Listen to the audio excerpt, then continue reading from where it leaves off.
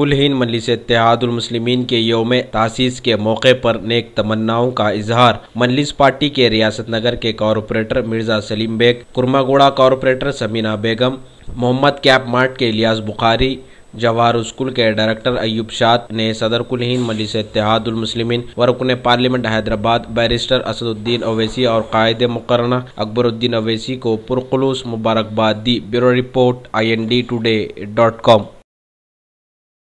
کل ہند مجلس اتحاد المسلمین کی 59ویں یوم تاسیس کے موقع پر میں صدر محترم اور حبیب ملت علی جناب اکبر الدین اویسی صاحب کو دل کی گہرائیوں سے مبارکباد دیتا ہوں، جنہوں نے فخر ملت 59 سال پہلے جو سوئی ہوئی قوم کو جگانے کا کام شروع کیا تھا، الحمدللہ اس کوشش میں فخر ملت جہاں کامیاب ہوئے تھے اور ان کی قوم کو جگانے کا نتیجہ تھا کہ آج پورے ہندوستان میں تلنگانہ کے مسلمان، بالخصوص حیدرآباد کے مسلمان فخر سے یہ کہہ سکتے ہیں کہ ہاں ہم ایک زندہ قوم ہیں۔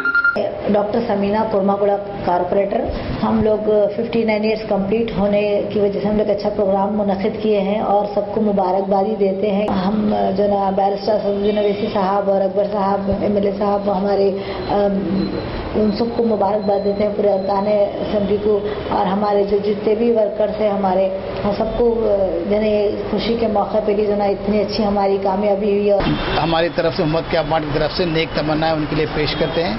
اکبر الدین اویسی اور اسد الدین اویسی دونوں قابل مبارکباد ہیں جو ایک مسلمانوں کے لیے نمائندگی کر رہے ہیں۔